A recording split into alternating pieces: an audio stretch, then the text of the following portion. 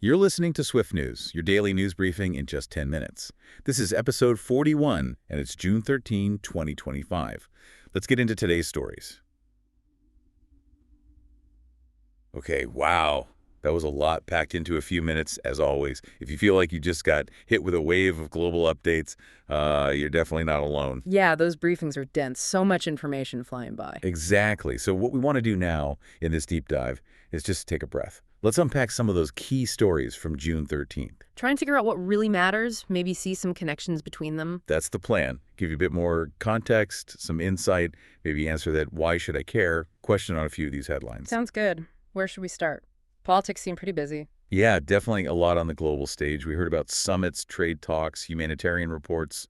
Quite the mix. It really is. Like, you had India's prime minister at the G20, and the themes mentioned weren't small potatoes, right?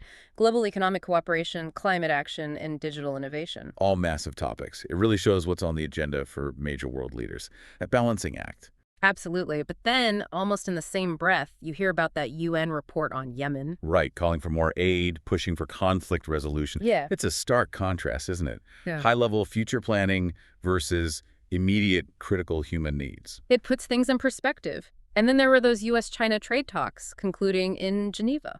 The key word there seemed to be tentative agreements on tariffs and tech exchange. Why does tentative matter so much here? Well, tariffs and tech are like the core friction points, you know? They impact everything from global supply chains to national security. Okay. So tentative means it's progress? Maybe. It's a step away from outright conflict, which markets like, but it's definitely not solved. It signals reduced uncertainty, but it's fragile. Got it. So positive, but hold the applause. Pretty much. And speaking of tricky balancing acts, we heard about the EU debating new rules for AI ethics and data privacy. That tension seems to be everywhere now. How do we innovate like crazy with things like AI, but also protect people? Exactly. It's this ongoing negotiation. And it's interesting to contrast that debate in the EU with the news from Brazil. The new environmental protection law. Yeah, specifically targeting illegal Amazon deforestation.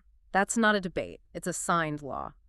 Focusing on illegal activity suggests they might be getting serious about enforcement, which is often the hard part. Interesting distinction. So if you pull back, you see leaders juggling economy, climate, tech. You see urgent crises. You see delicate trade talks, complex regulatory debates, and then concrete national laws trying to tackle specific problems like deforestation. It's complicated. Definitely seeing the pieces of that mosaic you mentioned.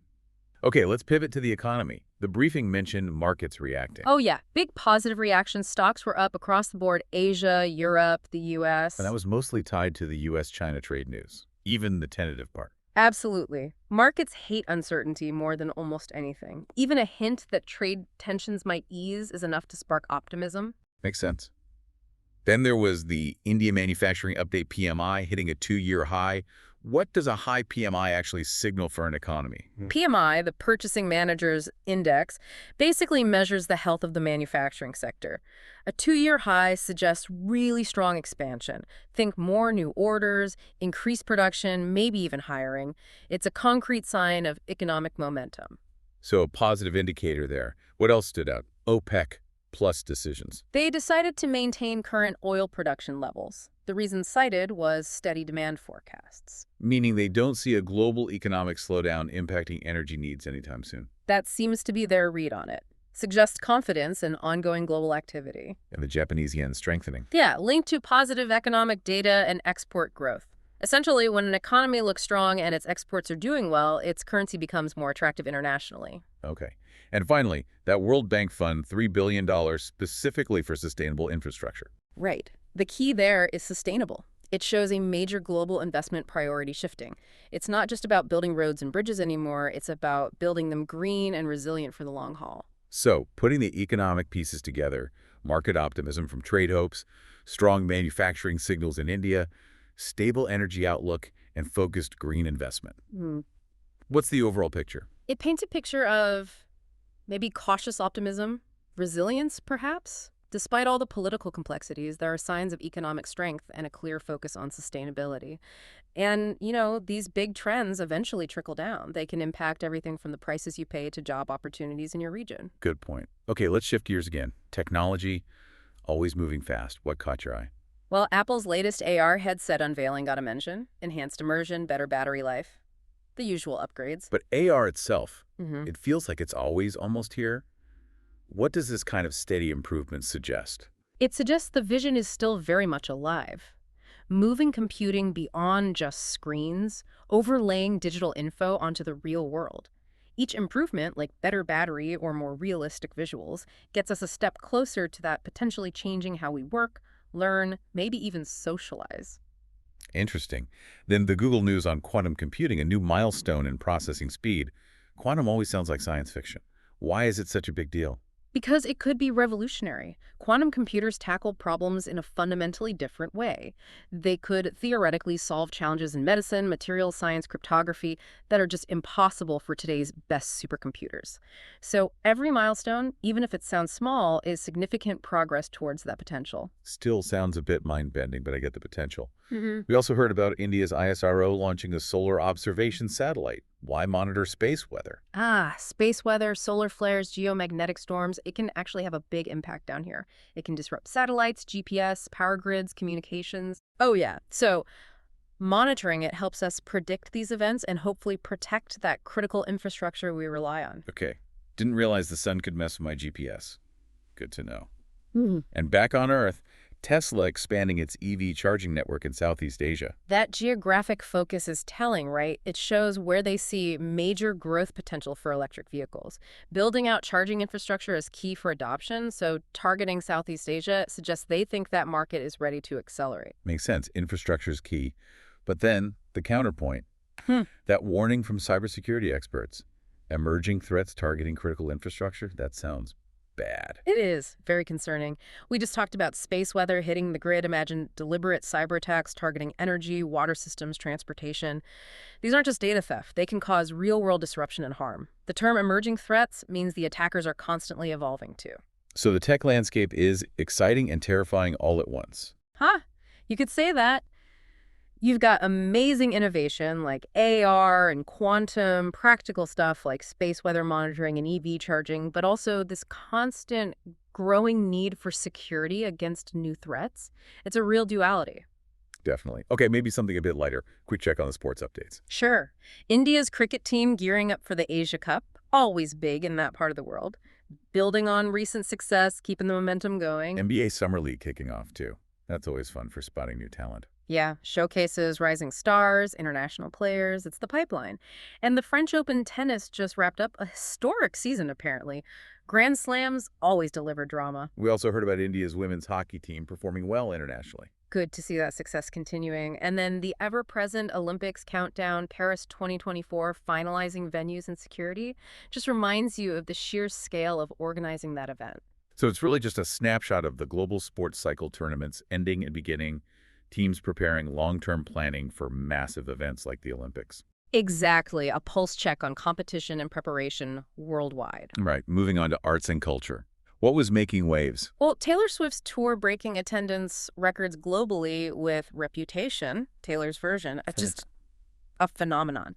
Shows the sheer power of a global music icon. Hard to argue with those numbers. Yep. And K-pop continuing its global march. Yep. BLACKPINK's Lisa releasing a single with a top international artist. It just reinforces how K-pop is crossing over, collaborating, and becoming a truly global force in music. Hollywood premieres still draw attention too, it seems. A major sci-fi film getting global buzz. Yeah, even with streaming, those big blockbuster releases still feel like shared cultural moments, you know? Definitely. What about the Jaipur Literature Festival discussing technology and social change? That seems like an interesting mix for a literary event. It really does. It suggests these cultural spaces are actively grappling with the big forces shaping our world, like tech. It's not just about novels anymore. It's about how life itself is changing, culture reflecting and questioning technology. And London's West End focusing on diverse voices and stories for its new season. That points to a broader trend, I think, in theater and the arts generally trying to ensure more perspectives are represented, making stages reflect the world more accurately. So culture reflecting global music power, the enduring appeal of film, and grappling with big themes like tech, social change, and diversity. That sums it up pretty well. You see how these themes connect back, like the tech discussion at Jaipur linking to our earlier tech segment. Yeah, it all intertwines. Okay, let's circle back to environment and science. Yeah. What were the key updates there? We had that global climate summit in Tokyo, wrapping up with commitments on emissions reduction and renewable energy investment. Commitments are good, but follow through is key, right? Always the challenge. But these summits are important for setting global targets and signaling political direction. Then, more hands-on, scientists reported progress in restoring coral reefs in the Caribbean. Why is coral reef health so vital? They're like the rainforests of the sea. Huge biodiversity hotspots, they protect coastlines, support fisheries, but they're super vulnerable to climate change. So, news of restoration progress is genuinely hopeful. It shows conservation efforts can work.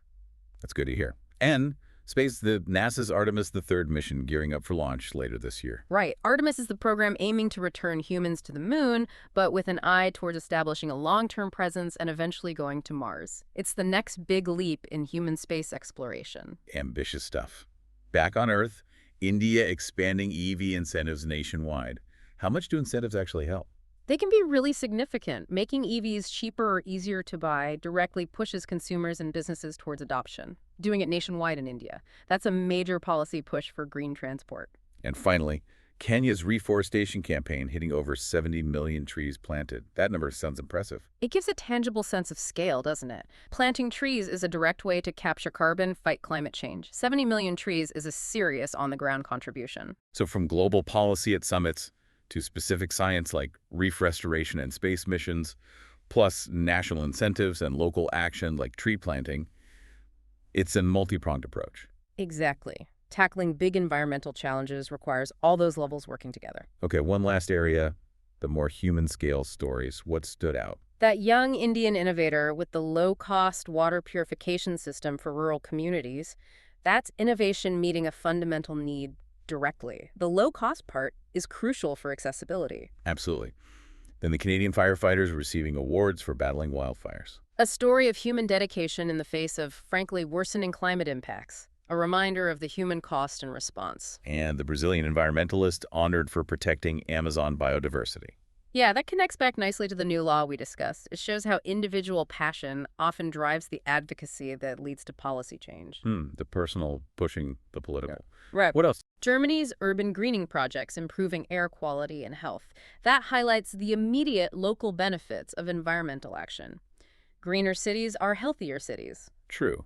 And the Kenyan teacher whose digital literacy program empowered thousands of students. Just a powerful example of education and technology access making a real difference, driven by one person's initiative expanding outwards. These stories really ground the bigger picture, don't they? They show innovation, resilience, positive change happening person by person, community by community. Exactly. They might not be global summits, but they're tackling real challenges, health, climate response, environment, education in impactful ways.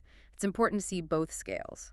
Definitely. So we've covered a huge amount today, from global political maneuvering and economic signals to incredible tech advancements and their risks, through sports, culture, major environmental efforts, and right down to these inspiring local actions. It really shows how interconnected everything is, doesn't it?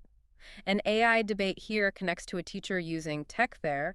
A trade deal affects markets everywhere. Local tree planting contributes to global climate goals. It certainly does. Taking the time to unpack it all helps make sense of that complexity. So maybe a final thought for you to consider. We've talked about this incredible pace of technological change alongside complex global policy debates and vital environmental work. We also saw those human stories, the water filter, the digital literacy program. How do you think that kind of individual action, and maybe just as importantly, our ability to think critically about all these shifts, fits into the bigger picture of global progress we've just explored? Something to ponder. That wraps up our deep dive into today's news updates. Thanks for joining us.